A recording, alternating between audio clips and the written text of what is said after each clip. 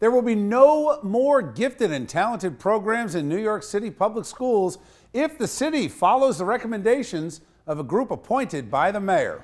The notable exception would be the city's 8 elite high schools. Mayor Bill de Blasio appointed the panel in an effort to, in his words, end segregation in the public schools. He noted that most gifted and talented students in the city are white and Asian. Another recommendation is to stop using lateness and attendance to evaluate prospective elementary and high school students. The Department of Education said in a statement, quote, "We're going to keep advancing equity in our classrooms, reducing disparities in suspensions, and increasing expectations and access to curriculum that reflects the diversity of our student population." Oh boy. Let's bring in tonight's A+ panel to break this down, see what they think. We're joined by Republican strategist Jeanette Hoffman. Good to see you, Jeanette. Thanks, Bill.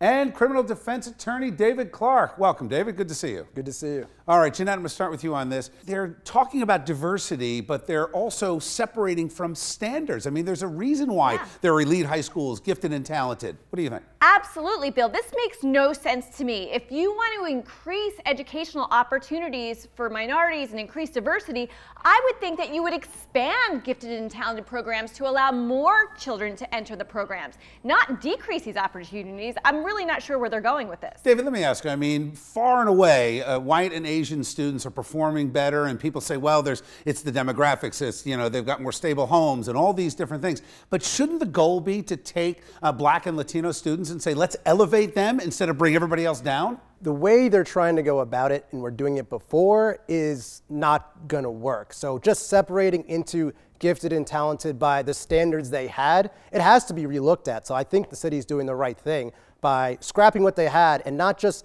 letting the gap continue to grow and end up with a prison to pipeline situation where let's just ignore these kids. They're not doing well. What they need to do is focus on why the Black and Latino kids and other kids aren't meeting the standards to get them into the gifted and talented programs. Perhaps they give them more opportunities to meet these higher standards, more tutoring, more studying, more, extra chances to get up there and expand the program. I think it needs to be eliminated because it leads to basically segregation by another name. They're going to put the most talented teachers and the most talented students all together, and they're just going to try and move away from anyone else who's falling behind for factors such as socioeconomic reasons. They're showing up late because they're taking the bus and walking instead of getting driven to school.